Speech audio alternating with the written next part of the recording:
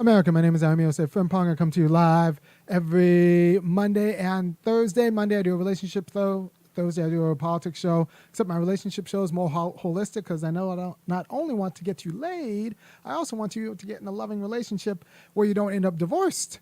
So I'm trying to think about a more holistic understanding of romantic relationships. And towards that end, I'm reading this book right now, Haven in a Heartless World by Christopher Lasch. It's actually it's good if you like high theory about this kind of stuff. His general argument is that we've outsourced a lot of the family responsibilities to professionals actually, who in civil society who don't have the same interests in both family unity and just human agency as we do. For example, the juvenile courts, the teachers, the child welfare experts, the therapists, all of the experts with their master's degrees telling us how and what we're doing right and wrong in raising our children. We've kind of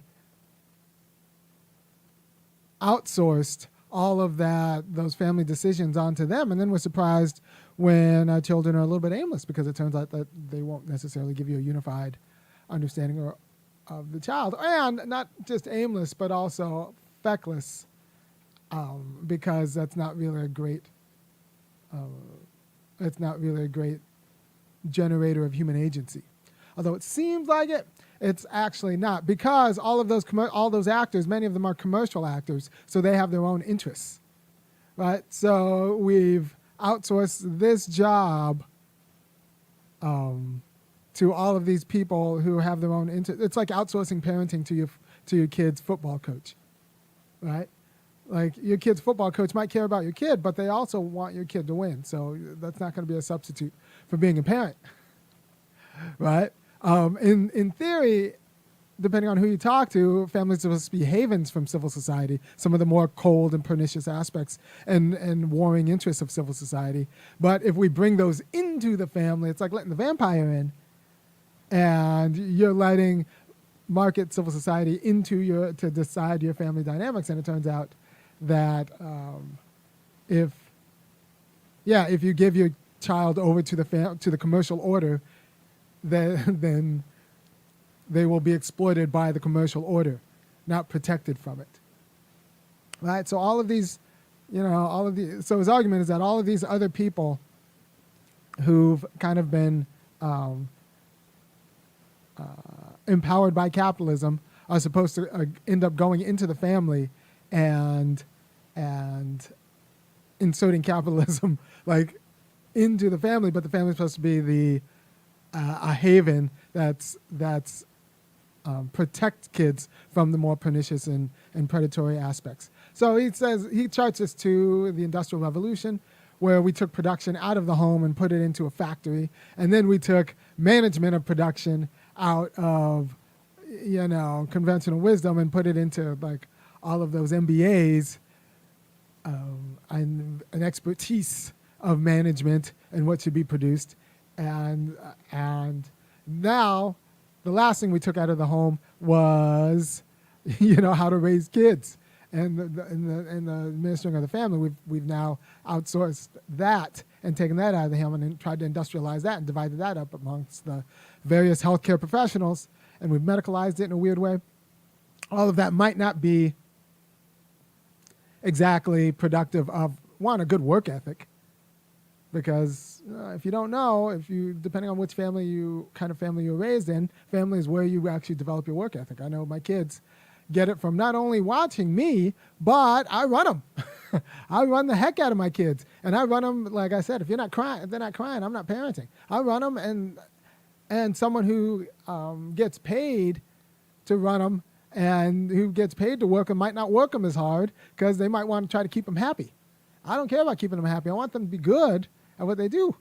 So I drive my kids pretty hard, harder than you can probably find a coach to do. And not just a coach, but like same with academics and everything else, right? So insofar as you get work ethic from your family, he's arguing that that's actually doing something to the national work ethic insofar as we've kind of doled out all of these responsibilities that used to be in the family to professionals on civil society who will now just trying to make them, happy, right? And so what's funny is he goes like, look, this is a problem for individual agency and reason, because at first, if you fought against if you fought against authority, you were fighting against the church, and then law emerged as an organizational principle in society, and if you fought against authority, you were fighting against the law.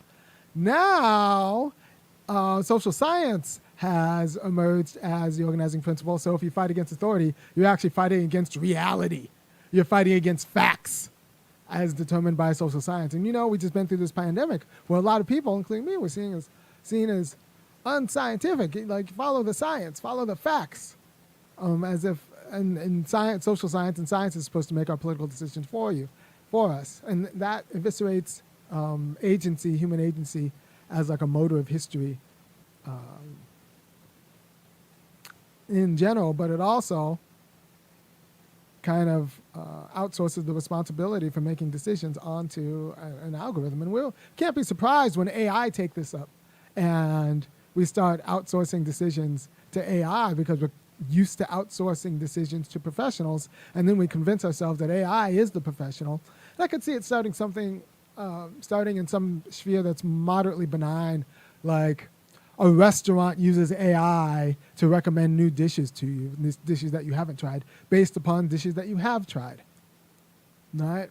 And then more and more, some of these kids use GPT in ways that I would find unbecoming. I was talking to a person who's part of a group who's trying to solve a group conflict, and so they asked AI, and now they have a policy of asking AI because that way they get an objective view of it. But it really just gets everybody. It outsources the responsibility for thinking onto an algorithm, so you're plagiarizing other people's thoughts. So it's not objective, it's just programmed to tell you what you want to hear. So let me just read the passage, right? As religion gave way to law as the principal course of social cohesion, law to social therapy, the governing classes no longer attempted to mediate their pretensions with appeals to legitimacy. They appealed only to the unmediated authority of fact. I no longer have to make an argument for the legitimacy of my claim. I can just say, like, well, this is a fact and I'm a scientist. And that be done. And it's funny because now gaslighting is a thing,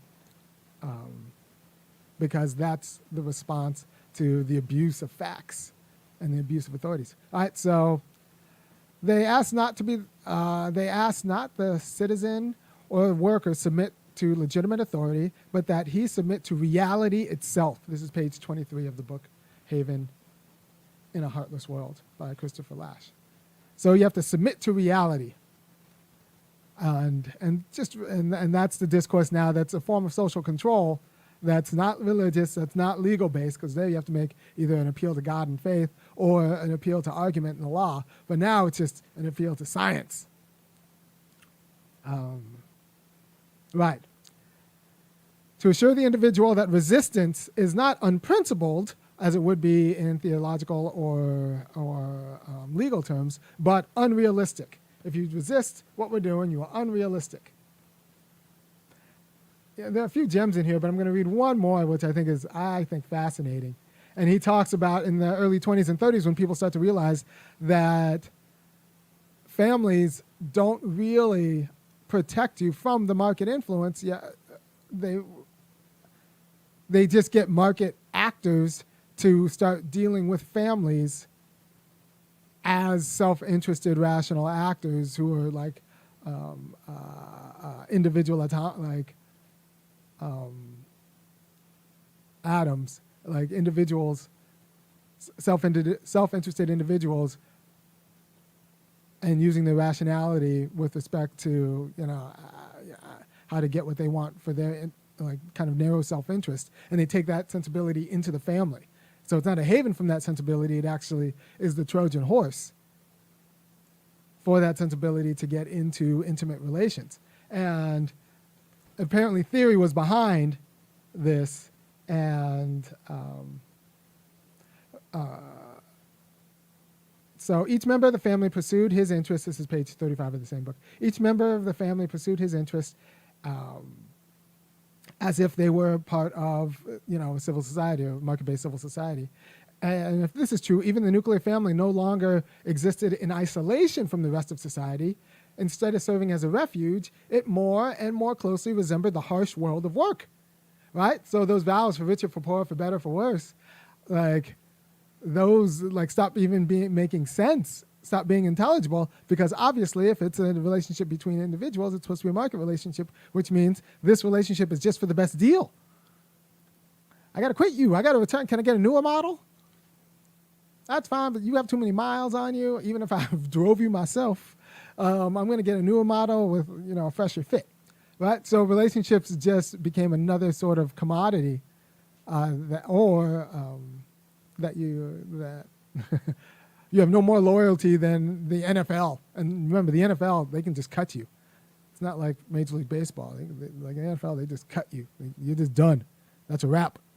You get cut. So that was what happens when that sensibility gets moved into the family. It stops being a haven. And his argument is that means you need to change the outside world to support families. You can't just make families more robust, because it doesn't quite work like that. So you have to make families more robust by thinking about the outside world and the sensibility of the world outside of the family. But what's he goes in when he talks about parental authority came to rest purely on the provision of material resources. Even children started to think of their parents as just mere providers. They were little mercenary children. And parents themselves adopted those same arguments as well, this is my house, I provide for the house, you follow your rules. But then what happens when the children have other options, right? And he says, at the same time, the industrialization of production and bureaucratization of welfare undermine the family's capacity to manipulate social rewards.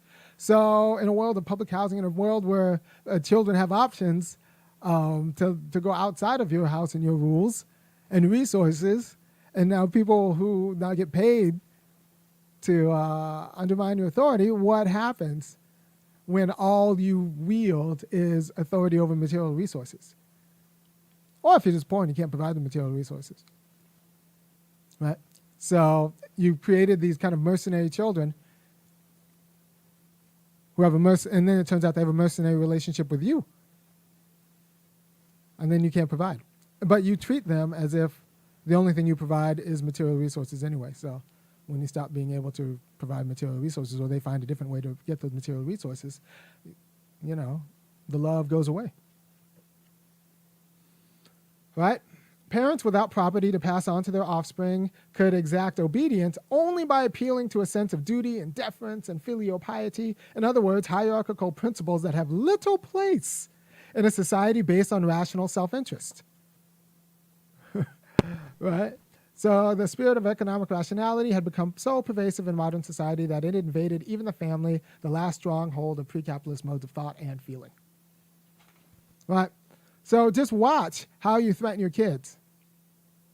Because if you threaten them with any sort of material needs, what happens when they can either undermine your ability to provide those material needs anyway, or get those material needs from someplace else? Then you've told them the basis of your authority, and now they've strategized to undermine the basis of your authority. So just think about what that means. Go on. So his idea is that the family should never be a haven for sentiment, as opposed to civil society strictly, because that doesn't make sense, because in the family you prepare them for civil society. So the family shouldn't never be this warm and fuzzy place no matter what, because in the family you train them to go out and deal with, out there. Right? So if family's a warm and fuzzy place no matter what, unconditionally, and then they go out there, are they really going to be fit? No, so family's got to be a little bit harsh. It's got to be, there is no basic training to go to war is not, a spa.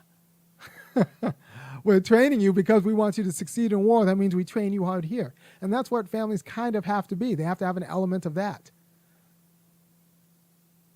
or else you'll get a kid who can't survive in the harsh world because they're just soft, because you made them soft. Right? So insofar as we have a market-based civil society, and family is a place that's supposed to be kind of the training ground for that marketplace civil society, you need families. Family's going to have some edges, and appropriately going to have edges. Don't listen to liberals about this. And then don't listen to those people in civil society who get paid to gaslight, who get paid to blow smoke up your butt, right? And this is why, he talks about how people in civil society who've taken over the role of family, they don't have the same interests. I've had other shows where I talk about, I think therapy is a big racket because it's white women paying other white women to tell, them what they want to hear. And that's a problem. That's not mental health. That's something else. I think that's something else. By the way, nobody really talks like this, and more people should. If you appreciate what I'm doing, go ahead and go to www.funkyacademic.com and kick in $5, $15, or $50 a month to keep me doing what I'm doing, because nobody's going to tell you. Go read Haven in a Heartless World by Christopher Lasch, The Family Besieged. It's a brilliant little book. It is. It's not perfect. I think the work I'm doing is going to be, the work I'm working on is going to be a little bit more incisive, but it gets at a lot of the points, and it's a pretty good review of the historical literature up until 78. It was written in 78, but it's actually rather prescient. Now, let's deal with experts. So Christopher Lasch himself, his mother was a PhD in philosophy, and his dad was a Rhodes Scholar. And so when he says that families don't need expertise, he's coming from a very peculiar family upbringing with generally educated and competent people. Other people of other families of his generation, he was born in 34, so the people of that generation who raised kids in that generation, they were just drunk all the time. They were just drunk and then damaged from the war. The various wars, World War I, the Great Depression. So the idea that families don't need, his kind of sensibility that families don't need expertise, I think that's a little bit distorted based on the quality of his own family, the education quality of his own family. And I do think that, being a good parent is a skill. Possibly even being a good spouse is a skill. And it's a skill that needs to be taught. And you cannot expect people to know it any more than you can expect people to just kind of know how to take a derivative and set it equal to 0 to find an integral or anything like that. So that's a little bit. So his arguments against expertise are a little bit dicey, but I do think that his arguments against outsourcing family responsibility to allow 1,000 little experts is not a recipe for success or unified agency amongst the children, right? So I think we just need to help people become better family members, not pretend that there isn't an expertise involved, because I suspect that there is an expertise, or you wouldn't be watching my show. And anybody, by the way, if I have made you a better parent or a better partner, you really should become a member at www.funkyacademic.com, because I put a lot of thought into doing what I do for the people.